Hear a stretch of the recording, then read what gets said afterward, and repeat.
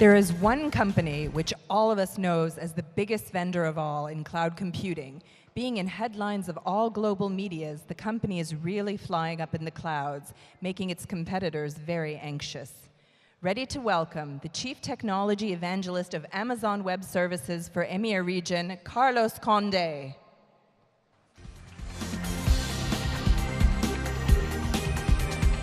Thank you. Today I'm going to do a very practical talk. I'm not going to talk too much about Amazon Web Services.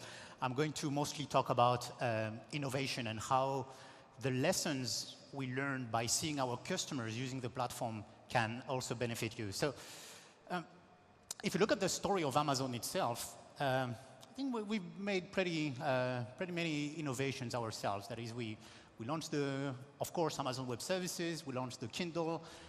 We talk about having deliveries released by drones and so on. So, but the most important innovations we've been doing are the ones that the others can reuse, right? It's not innovations only for themselves, not new products, but products that other people can use to build their own innovations themselves. So people can sell their own things on Amazon Web on Amazon platform. You can also write a book and become an author in just a couple of clicks by selling your book on Kindle. And obviously, with Amazon Web Services, you can build your own startup and have an IT platform running on this environment. So here, for those who don't know Amazon Web Services, in a nutshell, this is a set of IT components, of IT building blocks. Up to date, there's 35 different building blocks that can allow you to build virtually any kind of system. There's building blocks for storage, virtual machines, real-time data analytics, and data analysis, and so on. But they have exactly the same characteristics. You only pay for what you use. You don't have any upfront cost. There is no entry fee to use Amazon Web Services. And they have this elastic on-demand capacity, right? So those three characteristics are going to give you all the consequences that I'm going to mention right now. So before going to those rules, I think something everyone knows here is that innovation is really hard because no one really tells you and no one really knows what you have to do, right? And strangely, even your customers are not able to really tell you what they need, right? And most of the more important innovations came from people who try to understand what their customer wants and build something they didn't expect it. So the rules from innovation, if we start with the number one, this one is pretty obvious, but a lot of people are kind of overseeing it, is to really focus on your customer, right? So it's easier said than done. And the way we do it at Amazon, and now a lot of startups are doing it as well, is to work backwards from your customer. So every time we release a new service, it's a bit like a new startup that we create inside Amazon. And the process is always the same. First, when we have an idea, we write a press release, right? Small document that we're going to give to the press to announce what is the service we're going to offer. The second, we write the FAQ, right? And then the user manual. Notice that there is absolutely nothing technical here. There is no lines of code, nothing that has been created. We have to get that done first before trying to build actually something. This is really working backwards. We start from the customer, from what is their needs, what are we going to communicate with them, and then we're going to slowly go back to the service. Okay. The second one is to experiment frequently. Even startups that are defined by experimentation, sometimes they don't experiment enough. And the way you can define experimentation is very well known for marketing agencies who are doing A/B testing. It's actually to try to come up with different ideas to solve the same problem. So when you have a challenge, and if you have one idea to solve your challenge, this is not enough. You have to come with at least 3 different solutions to your challenge, and then test them, right? So obviously you need a flexible environment that allows you to test those different ideas. We're going to get back to this later. But just one solution to solve one challenge is not enough, because who tells you that it's going to be the right solution? Perhaps another one you overlooked is even better, right? So you have to test multiple solutions. And one of our customers, Supercell, who did the very popular game Clash of Clans, they applied this to large extents. That is, in real time, when you play the game, you are going to have very different setups from very different users, because they are going to, in real time, fine-tune the engine of the game, the difficulty of the levels, the graphics, and so on. So one of the key things here is that you have to separate the decision process from the evaluation. That is, the person who has the idea to solve a challenge should not be the one that evaluates if this is the right solution. Because obviously, this person will be biased, right? It's like her baby. She wants to have his solution like being put on front, on stage, and so on. So you have to separate those roles, and for that, you need data. And for data, another rule is to really measure everything you're doing and improve. So there's a very famous quote that is, if you don't measure it, you cannot manage it. And of course, you cannot act on it. So this person, Lord Dyson, is a very well-known engineer. And now his brands of vacuum cleaners are known all around the world. And the thing is, he built more than 5,000 prototypes to his vacuum cleaner before releasing them. So 5,000 vacuum cleaners, 5,000 prototypes. This is something very hard to do when you are in the physical world, like what they are doing. But when you are in the virtual world, it's something that you can actually do very easily. So everyone should be doing this. And for that, you need to automate the deployment of your different solutions on your platform. So just to give you an idea of how it's done at Amazon, on the Amazon.com platform, roughly every 12 seconds, there's a new version of the underlying system of the platform that is pushed online. Sometimes you are not going to notice it. It's perhaps a minor change. Like, for example, we are going to change the position of the bottom of the button. We are going to increase the font size of the checkout button or the pricing and so on. But we are pushing that across the whole infrastructure of Amazon.com. And this is something that any startup should be able to do, because you absolutely need to push your different solutions as quickly as possible to run tests as quickly as possible. And this is not only Amazon who is doing it. Etsy, who is also running on Amazon Web Services, they're deploying a new version in production every 20 minutes, roughly. So here the key is that your environment should be flexible enough to give you feedback and to give you metrics about what you're doing. So obviously you have the metrics about all your marketing activity, who is visiting, who is going to this page or not, so you can do A/B testing in different configurations. But also you need to have the flexibility to change the environment itself, to change the platform. And that's why when you're running on a cloud platform like Amazon Web Services, the ability to be able to take components and only to pay for what you're consuming is definitely key, because you can provision new resources and then let them down if your test is not successful enough. The feedback is also key, because, for example, I'm driving every morning to bring my daughters to the school, but it doesn't make me a professional driver, right? Because the car and the environment is not giving me feedback on how well I've been doing, and I'm not capturing metrics about that.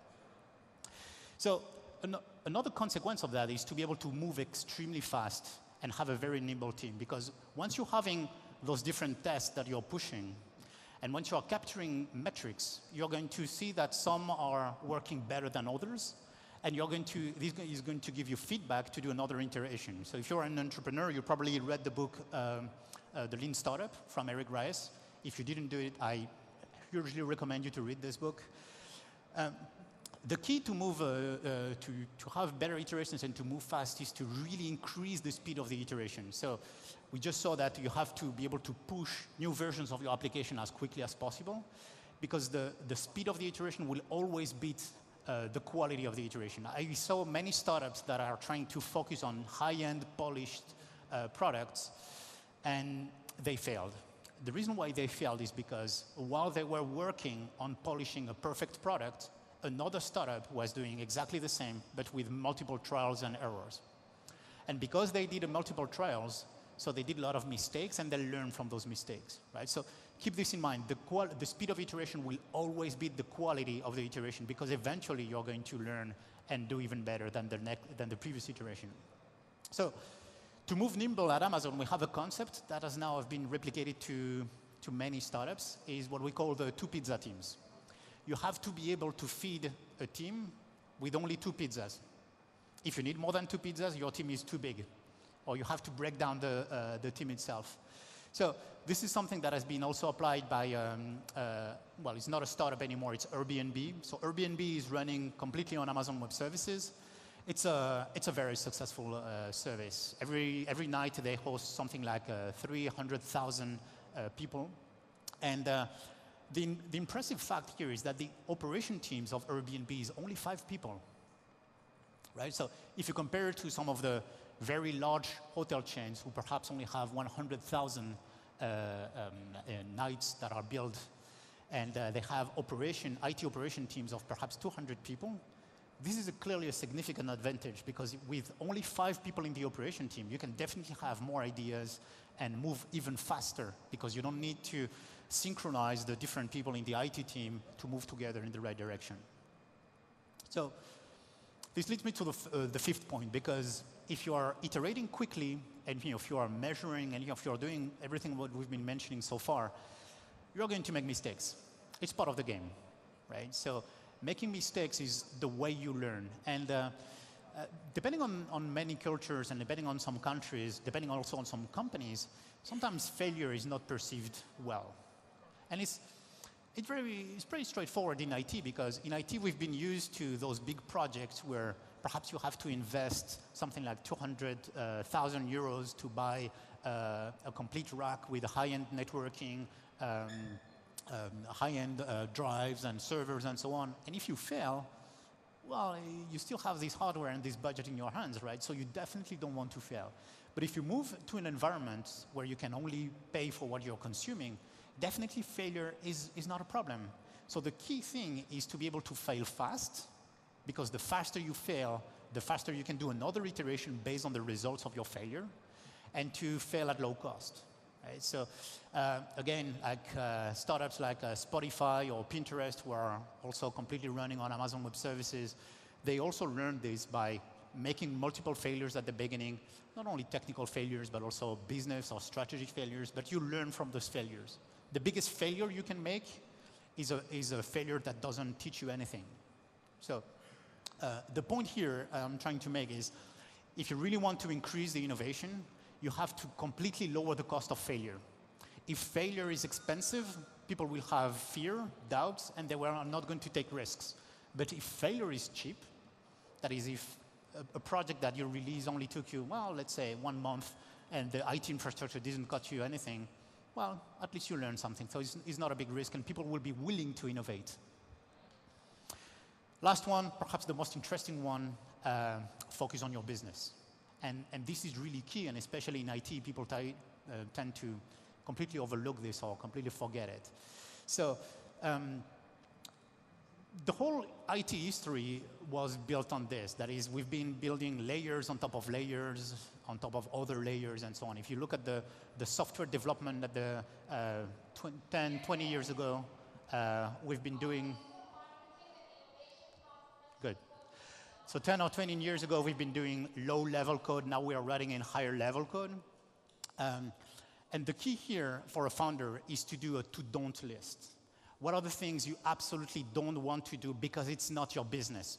Just wanted to give you 2 examples. First one is Dropbox.